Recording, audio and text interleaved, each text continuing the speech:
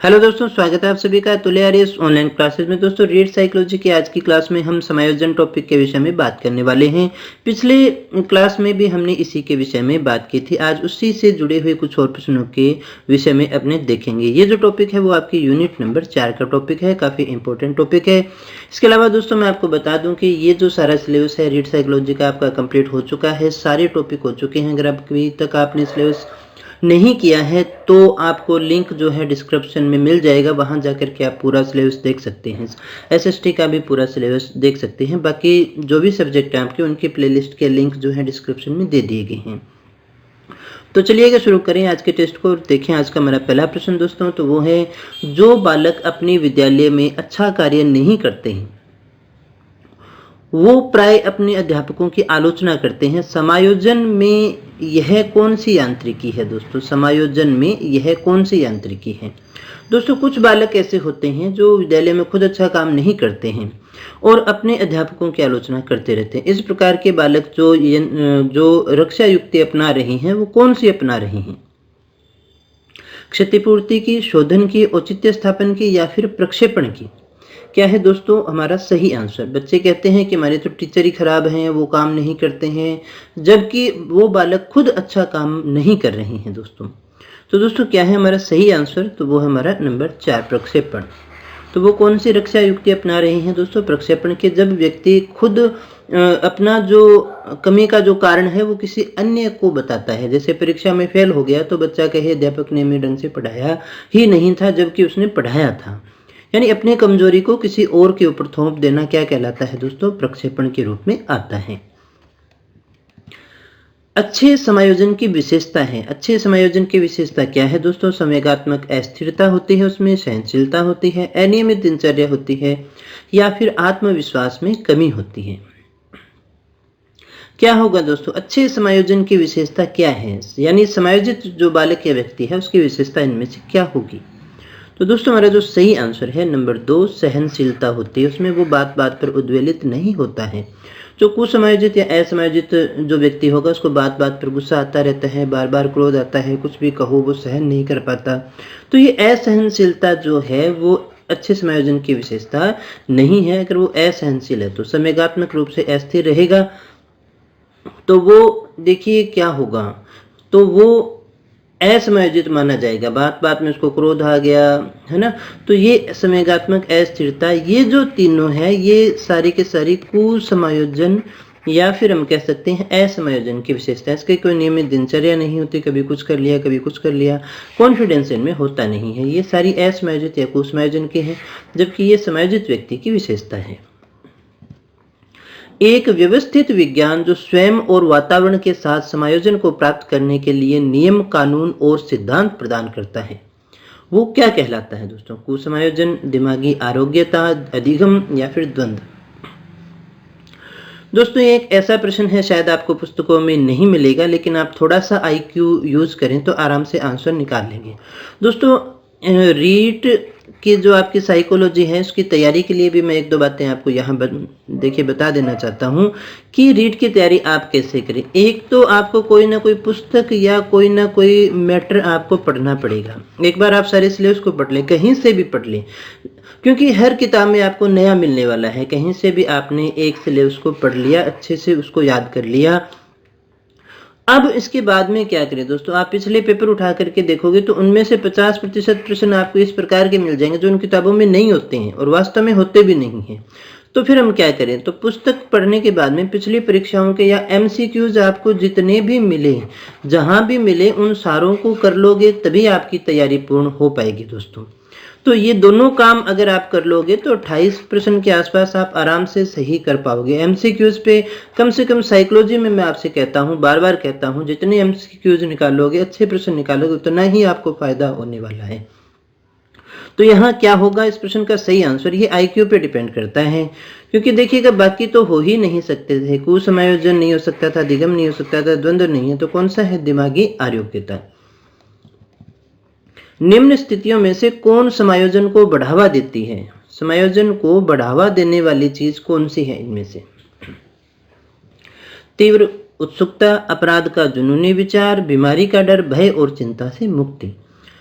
कौन सी स्थिति है दोस्तों? तो दोस्तों सही आंसर हमारा नंबर 4। ये समायोजन को बढ़ावा देती है, तो फिर बाकी किसको देती है? ये बाकी सारी की सारी असमायोजन को।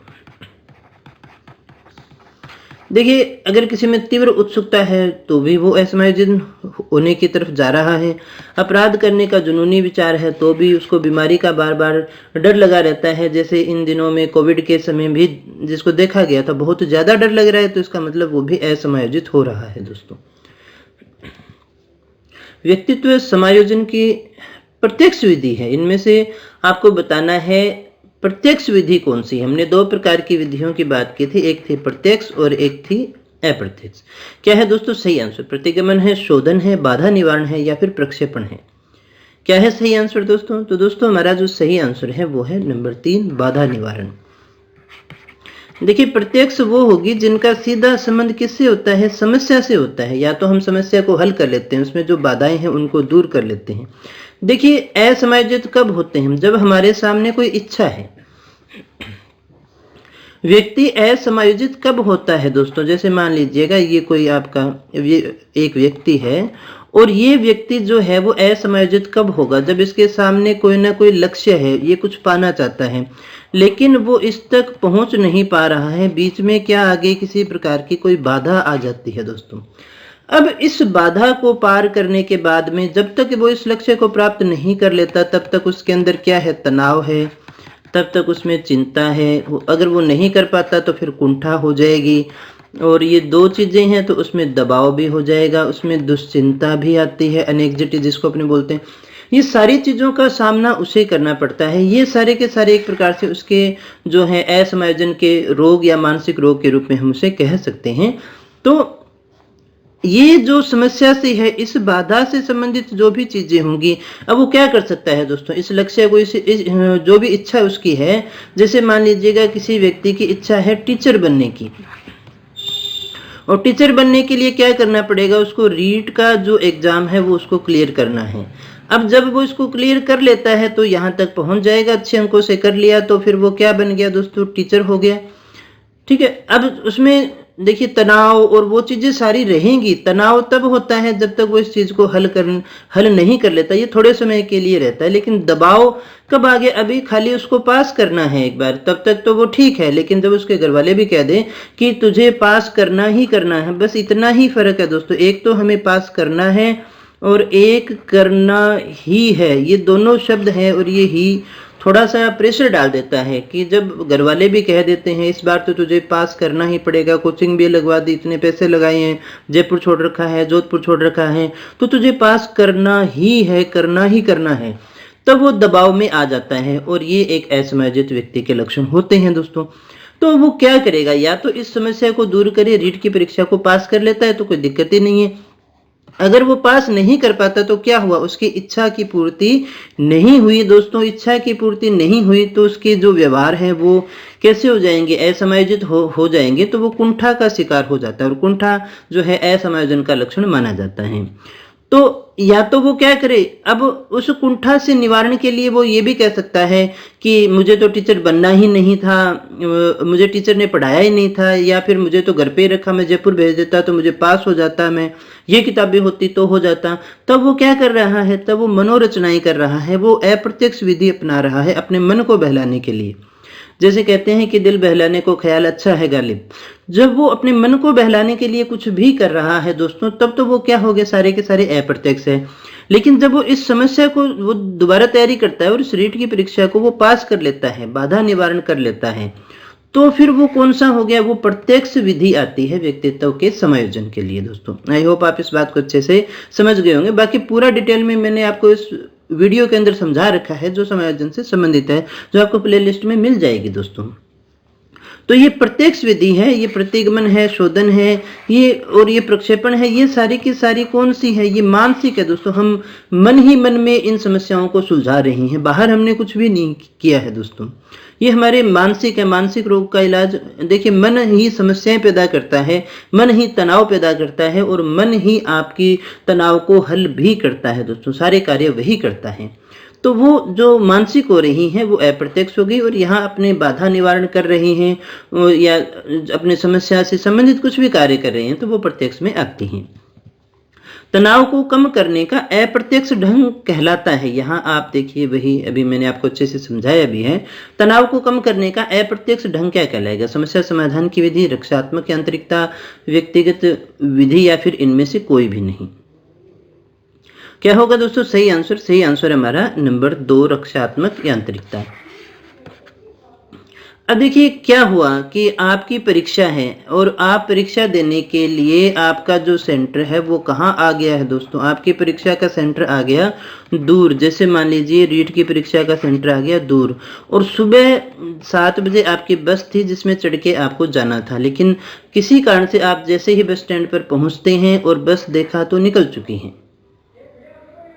अब क्या होगा? ये जो कंडीशन होती है, आप उस समस्या आपके सामने है, आप उस समस्या से जल्दी बाहर निकलना चाहते हैं, ये एक कंडीशन होती है तनाव की। तो ये जो बस है ये देखिए निकल चुकी है। ये कब तक रहेगा? जब तक ये समस्या आपकी सॉल्व नहीं हो जाती दोस्तों। तो मन ही मन आप फिर कहते हैं कोई बात नहीं, इस बस में तो मुझे जाना ही नहीं था, ये बस अच्छी नहीं थी, इससे मैं पहले पहुंच जाता। इस प्रकार के कुछ भी कर रहे हैं तो वो सारे के सारे आप अपने मन को बहलाने के लिए अप्रत्यक्ष ढंग को अपना रहे हैं। प्रत्यक्ष रूप में आप क्या करेंगे? देखिए दोनों साथ भी चल सकती है। आप प्रत्यक्ष रूप में क्या करेंगे? उसी समय पूछते हैं दूसरी बस कौन सी है, तो दूसरी बस आपको मिलती है, दूसरी ट्रेन मिलती है, उसमें चढ़ते हैं, जयपुर पहुंच जाते हैं, आप परीक्षा देते हैं और परीक्षा में पास हो गए और आप टीचर लग गए, तो सारी समस्याएं हल हो जाती हैं दोस्तों। तो ये अप्रत्यक्ष ढंग होते हैं, ये सारी रक्षात्मक यांत्रिकता होती है जिसकी अभी हमने बात भी की थी, जिसे हम और क्या कहते हैं? मनोरचना के नाम से जानते हैं। एक विद्यार्थी बीएड प्रवेश परीक्षा देता है और असफल रहता है। वह सबसे कहता है मैं तो अध्यापक बनना ही नहीं चाहता। यह उदाहरण है उदात्तीकरण का, प्रक्षेपण का, युक्तिकरण का, या फिर तादात्म्यकरण का। क्या है दोस्तों सही आंसर? दोस्तों सही आंसर हमारा नंबर 3। देखिए प्रक्षेपण और इसमें इतना ही फर्क है, ये तो कहता है नाच न जाने आंगन टेढ़ा, यानी अपनी कमी दूसरे पर थोप देना। जब ये कहे ना कि मुझे तो पढ़ाया ही नहीं था किसी ने, घर वालों ने पैसे ही नहीं दिए, किताबें नहीं ला के दी, तब तो वो क्या कर रहा है? प्रक्षेपण कर रहा है। लेकिन जब ये कह रहा है ना मैं तो अध्यापक बनना ही नहीं चाहता, उसी में ही कमी निकाल देता है, तो फिर वो युक्तिकरण को अपना रहा है। उदात्तीकरण क्या होता है दोस्तों? उदात्तीकरण जैसे मान लीजिएगा कोई व्यक्ति प्रेम के अंदर फेल हो गया या कुछ ऐसा उसके साथ में हुआ जिसके कारण वो तनाव में था। अब वो कोई ऐसा कार्य करता है कि जिससे उसकी समाज में प्रसिद्धि हो जाती है दोस्तों, तो फिर वो उदात्तीकरण में आता है। जैसे मान लीजिएगा कोई व्यक्ति शारीरिक रूप से देखने में अच्छा नहीं है, लेकिन वो अपने व्यवहार को इतना कुशल बना लेता है कि लोग उसे पसंद करते हैं, तो इसे हम फिर उदात्तीकरण के रूप में देख सकते हैं। एक 8 वर्षीय बालक अपने छोटे भाई की तरह घुटने चलने लगता है। यह उदाहरण किसका है दोस्तों? ये बड़े अच्छे से अपने डिस्कस कर चुके हैं। प्रक्षेपण है, प्रतिगमन है, विस्थापन है, या फिर दमन है दोस्तों? तो दोस्तों सही आंसर हमारा वो है नंबर 2 प्रतिगमन। प्रतिगमन का मतलब क्या होता है? पीछे की ओर लौटना। जब हम तनाव के अंदर होते हैं तो हमें बचपन के दिन याद आते हैं। कोई लौटा दे मेरे बीते हुए दिन, है ना, बचपन के दिन, वो कागज की कश्ती। तो ये जो सारे हैं पीछे की ओर लौटने की जो बातें होती हैं, बचपन की जो बातें होती हैं, वो प्रतिगमन के रूप में आती हैं।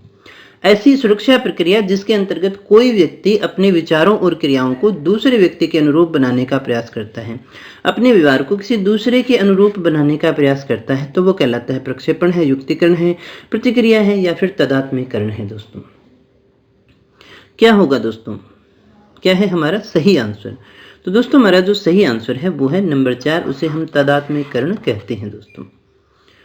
इसके बाद में दोस्तों आगे बढ़ते हैं। निम्न में से कौन सा कुंठा उत्पन्न होने का आंतरिक कारण है? इनमें से कुंठा उत्पन्न होने का आंतरिक कारण कौन सा है? आर्थिक है, शारीरिक है, जल व विद्युत है, या फिर सामाजिक कारण है? क्या होगा दोस्तों? जैसे मान लीजिएगा ये कोई एक अपने पास में व्यक्ति है, इसमें क्या हो गई, क्या आ गई? कुंठा आ गई। तो कौन सा कारण माना जाएगा? आंतरिक कारक होते हैं, एक तो कौन सा होगा कारक दोस्तों? आंतरिक, और एक होगा बाह्य। तो यहाँ सही आंसर को देख लेते हैं। पहले सही आंसर है दोस्तों वो है शारीरिक असामान्यता। अब ये कौन सा हो गया? आंतरिक कारक है। आंतरिक अगर इस व्यक्ति के अंदर है कुछ भी तो वो आंतरिक होगा, चाहे वो शारीरिक है चाहे वो मानसिक है। तो शारीरिक असामान्यता है तो वो इसके अंदर है, समाज ने इसके विषय में कुछ नहीं किया। अगर उसका देखिए रंग अच्छा नहीं है, दिखने में अच्छा नहीं है, कुछ भी ऐसी चीज है उसके अंदर, तो उसके अंदर जो बाहर बैठा हुआ समाज है उसका क्या दोष है? उसका कोई दोष नहीं होता है दोस्तों, ये उसके अंदर का है, इसलिए हम इसे आंतरिक कारण मान के चलते हैं। अब देखिए जैसे कि आर्थिक है, आर्थिक तो बाह्य हो गया ना, ये वो कमा सकता है, लेकिन आंतरिक को दूर कौन करेगा? वो खुद ही करना है। जल व विद्युत नहीं है, समाज है, ये सारे उसके बॉडी से बाहर की चीजें हैं दोस्तों। इसके बाद में हम बात करते हैं कुसमायोजन से क्या तात्पर्य है। बालक और उसके वातावरण में असंतुलन, स्वार्थी व असामाजिक होना, संवेगात्मक असंतुलन, या फिर सभी। कोई बालक या कोई व्यक्ति जो है वो असमायोजित है या कुसमायोजित है, तो उससे क्या समझते हैं आप? क्या है दोस्तों हमारा सही आंसर? आई होप ये कि सभी का सही होगा। सही आंसर है हमारा उपरोक्त सभी। ये सारे गुण जो हैं वो असमायोजित में पाए जाते हैं। निम्न में से कौन सा एक भली भांति समायोजित व्यक्ति का लक्षण नहीं है? दोस्तों इनमें से आपको बताना है कौन सा एक भली भांति समायोजित व्यक्ति का लक्षण नहीं है, तो फिर किसका है? वो कुसमायोजित का है दोस्तों। यहाँ ऑप्शन है आपके पास में अपनी इच्छाओं और कमजोरियों का ज्ञान, अपने आप को और दूसरों को सम्मान देना, आलोचक तथा दोष निकालने की प्रकृति होना, हालातों से संघर्ष करना। अब देखिए समायोजित व्यक्ति का लक्षण कौन सा नहीं है दोस्तों, ये बहुत अच्छी चीज है, ये आप में होना चाहिए। अगर मैं ये कहूँ कि आपके जीवन के लायक कोई टॉपिक है तो ये समायोजन का टॉपिक हर बच्चे को बड़े ध्यान से समझना और पढ़ना चाहिए, क्योंकि इसका संबंध आपके घर से है, आपके परिवार से है, आपके पारिवारिक संबंधों से है, आपके अपने आप से है दोस्तों, आपकी कामयाबी से है। क्या होगा सही आंसर दोस्तों? सही आंसर हमारा वो है नंबर 3, आलोचक और दोष निकालने की प्रकृति होना। अब देखिए जो अच्छा व्यक्तित्व होगा, जो समझदार होगा, जो समायोजित है, आप किसी आसपास के व्यक्ति का आकलन करके देख सकते हैं। अपनी अच्छाइयों को जो जानता है और अपनी कमजोरियों को भी जानता है। ज्यादातर लोग अच्छाइयों को तो जानते हैं लेकिन कमजोरियों को नहीं जानते। हर से यही पूछते हैं मेरे में क्या बढ़िया है, लेकिन कमजोरियां बहुत कम लोग पूछते हैं, इसका सामना ही नहीं कर पाते हैं। तो समायोजित जो होगा वो अपनी अच्छाइयों को भी जानता है, कमजोरियों को भी जानता है, वो अपने आप को भी सम्मान देता है और दूसरों को भी देता है। अगर वो ऐसा कह रहा है मैं तो निकम्मा हूं, मैं तो फेल हूं, मैं तो बेकार हूं, मैं तो किसी काम का नहीं हूं, तो भी वो असमायोजित है। अगर वो दूसरों को सम्मानित नहीं कर रहा है, तू तो बेकार है, तू क्या कर लेगा, तूने कुछ नहीं किया, तो भी वो क्या है? असमायोजित है। समायोजित कब होगा? अपने आप को भी सम्मानित करता है और दूसरे को भी सम्मान देता है। हालात कैसे भी हों दोस्तों, हालात कैसे भी हों, जो संघर्ष करने की क्षमता रखता है वही आगे बढ़ता है दोस्तों, और जिसने जितना संघर्ष किया उसकी वैल्यू समाज में उतनी ही होती है दोस्तों। मान लीजिएगा कोई एक अच्छे घर का बालक है और वो एक तृतीय श्रेणी अध्यापक की परीक्षा पास कर लेता है, सब कुछ है, तो उसको समाज में कोई ज्यादा ऐसे नहीं कहा जाता उसने कोई बड़ा काम किया। लेकिन वही कार्य अगर कोई कचरा बीनने वाला बालक है और वो एक अध्यापक भी बन जाता है, तो दोस्तों उसकी जो चर्चा है वो समाज में ज्यादा होती है कि देखिए किस प्रकार से एक ये कहानी आपको मोटिवेशन में सबसे ज्यादा मिलेगी दोस्तों, कि कचरा बीनने वाला है जो देखिए टीचर बन गया, कैसे बना, फिर वो अपने हालातों से संघर्ष के बारे में बताता है, और संघर्ष की कहानी ही हमें ज्यादा अट्रैक्ट करती है। अब दोस्तों टीचर तो वो भी बना था, पहले वाला बच्चा था वो भी बना था और दूसरी कंडीशन वाला भी बना। इन दोनों में फर्क क्या है? फर्क सिर्फ इतना ही है कि छलांग किसने लंबी लगाई समाज में, उसी की वैल्यू होती है दोस्तों। वो कचरा बीनने वाले से वहां तक पहुंचा, यानी औकात, अपने सीधे सी भाषा में कहें कामयाबी का अर्थ क्या है, तो हम इतना ही कह सकते हैं कि जब आप अपनी औकात से ऊपर का कार्य कर लेते हैं तो फिर वो एक प्रकार से कामयाबी आपकी मानी जाएगी। यानी आप अपने लिए उस काम को असंभव मानते थे और उसको आपने कर लिया, यानी अपनी औकात से बढ़कर आपने कुछ काम कर लिया। तो इस बच्चे की छलांग लंबी है दोस्तों, इसीलिए ये समाज में थोड़ा ज्यादा जाना जाता है दोस्तों। जैसे अभी आपने पिछले दिनों में देखा होगा कि एक आईएएस ऑफिसर थी टीना डाबी, आप सभी ने उसका नाम सुना होगा, इसलिए जानी गई कि वो बहुत कम उम्र के अंदर पहली बार उसने जो है परीक्षा पास की थी। लेकिन आपने देखा होगा, आपको अट्रैक्ट वो घटनाएं ज्यादा करती है जब आप कहीं ये पढ़ते हैं एक रिक्शा चालक का बेटा आईएएस बन गया, चाहे उसकी रैंक 234वीं है, चाहे इसकी पहली रैंक है, लेकिन वैल्यू कौन कर रहा है, आपको अट्रैक्ट कौन कर रहा है ज्यादा? दोस्तों रिक्शे वाले की कहानी ज्यादा अट्रैक्ट होती है, क्योंकि उसकी छलांग बहुत ज्यादा लंबी है दोस्तों। वो साधन संपन्न नहीं था लेकिन फिर भी वहां तक पहुंचा। तो ये समाज में वैल्यू करता है संघर्ष करने की क्षमता। आगे हम बात करते हैं दोस्तों, कुसमायोजित व्यक्ति कहलाते हैं जो अधिकतर अनुचित ढंग से द्वंद्वात्मक स्थिति का सामना करते हैं, समाज विरोधी गतिविधियों में सहभागिता रखते हैं, द्वंद्व को दूर करने में असमर्थ होते हैं, या फिर सभी। अब देखिए, पहले हमने समायोजित का देखा, कुसमायोजित व्यक्ति कौन सा होगा दोस्तों? हमारा जो सही आंसर है वो है नंबर 4। अब एक असमायोजित व्यक्ति है, वो क्या करेगा दोस्तों? उसके सामने भी परीक्षा है और परीक्षा को उसको पास करना है, टीचर उसको भी लगना है, लेकिन एक तो क्या कर रहा है, पढ़ाई कर रहा है, दूसरा कह रहा है कहीं से पेपर मिल जाए, और वो प्रयास करना शुरू कर देता है। उसको किसी गैंग से भी संपर्क होता है जो कहता है 2 लाख 5 लाख मुझे पहले दे दो, आपको गाड़ी में बिठा के लेके जाएंगे, पेपर आ जाएगा तब आपको सेंटर पे छोड़ देंगे, आपको ब्लूटूथ से करवा दिया जाएगा। ये सारी चीजें आज भी समाज में चलती हैं और होती हैं दोस्तों। अगर अनुचित ढंग अपना रहा है तो वो अपने उसको समायोजित तो नहीं कह सकते, हम उसे असमायोजित कहेंगे।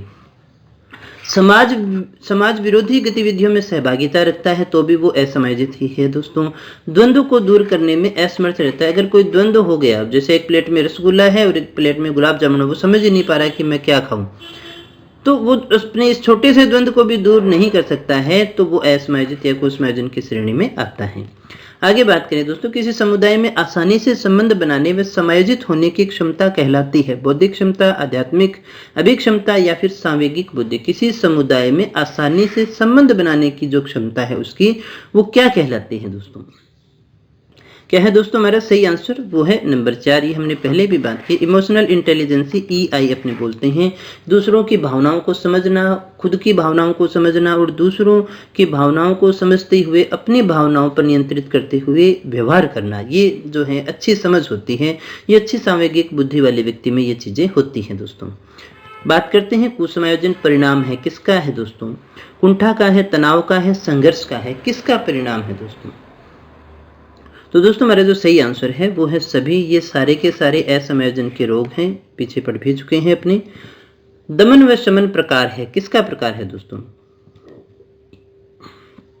अभी प्रेरणा विधियों का है समायोजन, इसको समायोजन कर लेना। रक्षा युक्ति के हैं या शिक्षण विधियों के हैं, किसके हैं दोस्तों?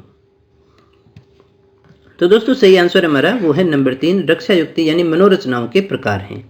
इसके बाद में देखिएगा, रोजेनविंग परीक्षण जो है वो किसकी माप करता है? ये भी प्रश्न आपसे पूछा हुआ है परीक्षाओं में।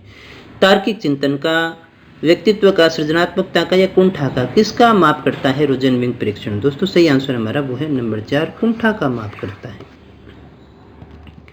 एक व्यक्ति जो अपने आप को एक कमरे में बंद कर लेता है और किसी से मिलने या बात करने से मना कर देता है, वह रक्षा युक्ति काम में ले रहा है। कौन सी काम में ले रहा है? प्रतिगमन, मार्गांतरीकरण, आत्मीकरण, या फिर पलायन?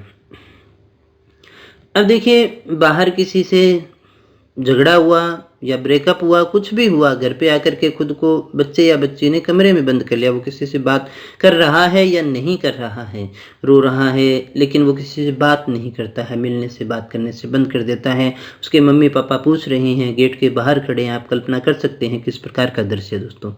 अब वो कौन सी रक्षा युक्ति को काम में ले रहा है? क्या है सही आंसर दोस्तों? तो वो हमारा नंबर 4, वो स्थितियों से क्या कर रहा है? पलायन कर रहा है सभी चीजों से। निम्न में से किसका संबंध मूल दुश्चिंता एवं मूल शत्रुता के संप्रतियों से संबंधित है? इनमें से कौन सा व्यक्ति है जो मूल दुश्चिंता, ये फैक्ट है दोस्तों, डायरेक्ट आपको इसमें कुछ लॉजिक तो है नहीं, ये इनसे संबंधित कौन सा व्यक्ति है दोस्तों? तो सही आंसर चेक कर लीजिएगा, वो है नंबर 3 हमारा, कैरेन हार्नी। निम्न में से कौन सा सुमेलित नहीं है? अंतर्मुखी स्वयं अपने आप में रहने वाला होता है, प्रक्षेपण अपनी गलतियां दूसरों पर डालना, युक्तिकरण अपना गुस्सा दूसरों पर उतारना, प्रतिगमन पुरानी आदतों पर लौटना। क्या है दोस्तों सही आंसर? यानी इनमें से सुमेलित नहीं है, कौन सा सुमेलित नहीं है? सही आंसर हमारा दोस्तों वो है नंबर 3, युक्तिकरण ये नहीं होता है, ये तो विस्थापन होता है। युक्तिकरण जब हम ये कह देते हैं कि अंगूर खट्टे हैं, वो वाला आता है। एक छोटे कद की लड़की ऊंची एड़ी के जूते पहनकर लंबी दिखना चाहती है। इनमें से किस रक्षा युक्ति का प्रयोग किया गया है? इस रक्षा युक्ति को भी हम 2 रूप में देख सकते हैं दोस्तों, कई जगह ये उदात्तीकरण के रूप में भी देखने को मिलेगा, लेकिन ये डिपेंड करता है कि ऑप्शन आपके किस प्रकार के आते हैं। यहां आपको बताना है कौन सी रक्षा पूर्ति का उपयोग कर रहा है दोस्तों। क्या है दोस्तों इसका सही आंसर? तो दोस्तों हमारा जो सही आंसर है वो है नंबर 4, वो है क्षतिपूर्ति। क्षतिपूर्ति कर रहा है। देखिएगा जैसे दोस्तों मान लीजिए किसी व्यक्ति के अंदर कोई कमी है तो उसको दूर करना क्या कहलाता है? क्षतिपूर्ति कहलाता है। जैसे मान लीजिएगा कोई एक व्यक्ति है और उसकी आंखें कमजोर है तो उसने क्या किया? चश्मा लगा लिया तो कमी दूर हो गई।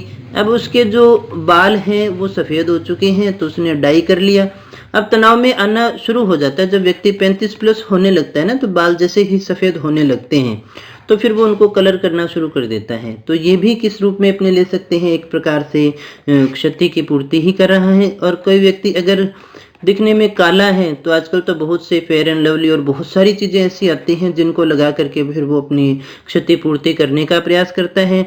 अब कोई व्यक्ति दिखने में छोटा है यानी उसकी हाइट कम है तो वो कपड़े इस प्रकार के लाइनिंग वाले पहनता है क्योंकि लाइनिंग में थोड़ा लंबा दिखाई देता है व्यक्ति, तो भी वो उसमें देखिए माना जाएगा। अब किसी व्यक्ति का पेट बढ़ गया है तो फिर वो कपड़े इस प्रकार के पहनता है उसमें पेट दिखाई न दे, तो ये भी क्षतिपूर्ति के रूप में अपने ले सकते हैं, यानी जहाँ पर अपनी शारीरिक कमियों को।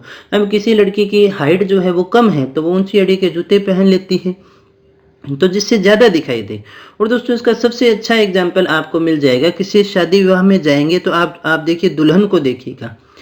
जो दुल्हन आप शाम को रिसेप्शन में देखते हैं वो सुबह आप उसको शायद ही पहचान पाएं। बहुत से केसेस में तो आप पहचान ही नहीं पाते क्योंकि इतना रंग परिवर्तित किया जाता है। जैसे दीवार पे पेंट होता है उसी प्रकार से इतना उसका रंग परिवर्तित कर दिया जाता है, रूप परिवर्तित हो जाता है कि शायद उसके घरवाले भी उसको उस समय पहचान नहीं पाते कि ये कौन आ गई दोस्तों। तो इतना ज़्यादा होता है, सभी के लिए तो नहीं कह रहा लेकिन आपको देखने को मिल जाएगा बहुत सारे ऐसे केसेस होते हैं कि आप नहीं पहचान पाते। तो ये सारी क्या है? ये सारी की सारी क्षतिपूर्ति की श्रेणी में आती है, यानी आपको मेकअप के द्वारा उसको कवर करना, किसी प्रकार से अपनी शारीरिक जो क्षति है उसको कवर करना वो क्षतिपूर्ति में आता है दोस्तों।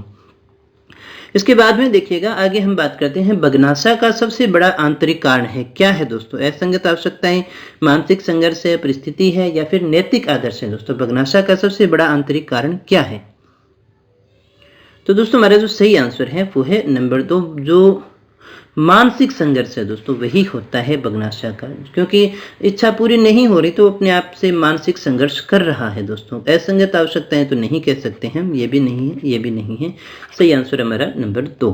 इसके बाद में दोस्तों मानसिक थकान का लक्षण है। क्या है दोस्तों? मानसिक थकान से शरीर में दर्द होने लग जाएगा, तेज और कठिन श्वास आने लग जाएगा, असामान्य व्यवहार हो जाएगा, ध्यान का केंद्रित न होना।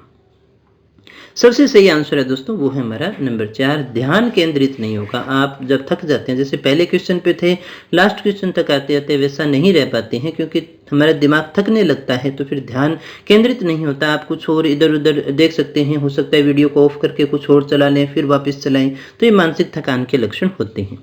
एक विकलांग बालक अत्यधिक परिश्रम करके कक्षा में प्रथम आने का प्रयास करता है, इसे कहते हैं पुष्टिकरण, प्रक्षेपण, प्रतिगमन और क्षतिपूर्ति।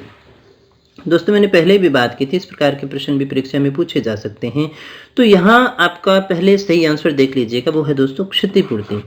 अगर यहाँ पर होता देखिएगा उन्नयन या फिर उदात्तीकरण तो अपने वो भी ले सकते थे दोस्तों, क्योंकि वो भी इसी रूप में ही जाना जाता है। अब देखिएगा ये डिपेंड करता है ऑप्शन के अंदर कि ऑप्शन आपके किस प्रकार के आते हैं, इसलिए बड़े अच्छे से देख करके उसको हल करने का प्रयास करना कि हाँ हम क्षतिपूर्ति को ही सही मान लेते हैं क्योंकि बाकी तो कुछ और बन ही नहीं रहा है। ये अत्यधिक परिश्रम करके जो अपनी विकलांग बालक है ये अपनी विकलांगता की क्षति को क्या कर रहा है? पूरा कर रहा है। दो प्रकार से कर सकता है, या तो वो उसमें देखिएगा कुछ, अगर उसको सुनने में देखिए विकलांग है दोस्तों, वो बधिर है तो वो कान की मशीन लगा ले सकता है अगर उसको कम सुनता है तो ये जो भी कर रहा है वो तो डायरेक्ट हो गई और वो उसको किसी रूप में आगे बढ़ करके, वैसे ही उन्नयन उदात्तीकरण का भी एग्जाम्पल माना जा सकता है, लेकिन यहाँ ऑप्शन के हिसाब से हम कौन सा रखेंगे? क्षतिपूर्ति को ही स्थान देते हैं क्योंकि इसी प्रकार से फर्स्ट ग्रेड के एग्जाम में पूछा गया है दोस्तों। सभी मानसिक रक्षात्मक युक्तियों में से कौन सी युक्ति सर्वाधिक उन्नत, अत्यंत विकसित और रचनात्मक है दोस्तों? अब यहाँ ये बहुत अच्छा प्रश्न है दोस्तों, क्या होगा सही आंसर? दोस्तों हमारे जो सही आंसर है उदात्तीकरण है, प्रक्षेपण है, औचित्य स्थापन है या फिर प्रतिक्रिया निर्माण है। दोस्तों इससे पहले मैं एक चीज और बता दूं, उदात्तीकरण को कई जगह आपको शोधन लिखा हुआ भी मिल जाता है, लेकिन शोधन का एक और तात्पर्य भी अपने ले सकते हैं। जैसे मान लीजिएगा कोई बालक है और वो बहुत झगड़ा करता है, स्कूल में पीटता रहता है बच्चों को, अब अध्यापक में उसमें भी क्वालिटी दिखाई देती है और उसको बॉक्सिंग रिंग में डाल देता है, उसको बॉक्सिंग सिखाना शुरू कर देता है, तो यानी उसका क्या हो गया, शोधन हो गया, उसका मार्गांतरीकरण हो गया, उसको सही वे में ढालना शोधन के रूप में देखा जाता है। तो यहाँ से आंसर क्या होगा, उदात्तीकरण, प्रक्षेपण, औचित्य स्थापन या प्रतिक्रिया निर्माण। तो दोस्तों हमारा जो सही आंसर है वो है नंबर 1, क्योंकि ये पॉजिटिव है दोस्तों। अब व्यक्ति तनाव में आया, लेकिन तनाव में आने के बाद में वो आगे बढ़ने का प्रयास करता है, कुछ कर दिखाने का प्रयास करता है। दोस्तों जिनको भी धोखा मिला, चोट खाए लोग हैं, उन्हीं ने समाज में कुछ ना कुछ करके दिखाया है।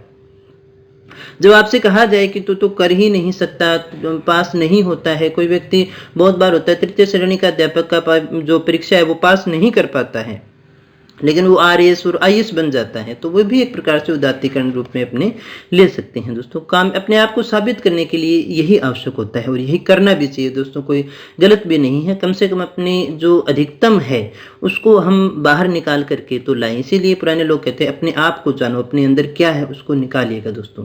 तो दोस्तों बातें तो बहुत सारी है, लेकिन आपका सिलेबस मस्ट है, मैं उसी की बातें किया करता हूँ, इधर उधर की बातें अपने क्लास में कम होती हैं दोस्तों। लेकिन यहाँ करने का तात्पर्य यही था कि ये जो चीज़ें हैं वो आपके टॉपिक से संबंधित थी और आप टॉपिक को अच्छे से समझ पाएँ, इसलिए मैंने थोड़ी बहुत बातें भी आपसे की हैं। आई होप कि आपको क्लास अच्छी लगी होगी, आपको सारी चीज़ें समझ में आ चुकी होगी। अगर सच में अच्छी लगी है तो वीडियो को लाइक कर देना, दोस्तों के साथ में शेयर कर देना दोस्तों, ताकि उन्हें भी वो सूचनाएं मिल सकें, वो भी सीख सकें। और दोस्तों जितने ज़्यादा लोग देखते हैं तो बताने वाले को भी अच्छा लगता है, उसको भी एक मोटिवेशन मिलता है दोस्तों।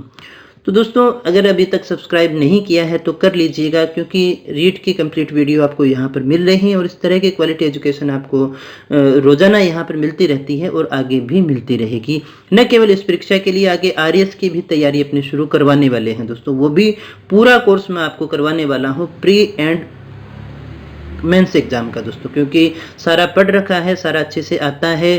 तो इसलिए आपको इस चैनल से जुड़ जाना चाहिए, ताकि आपको वो सारी चीज़ें आगे भी मिलती रहेंगी। तो दोस्तों मिलते हैं कल फिर कुछ और नई जानकारी के साथ, कुछ और नए प्रश्नों के साथ। तब तक बने रहे हमारे साथ। Thank you very much.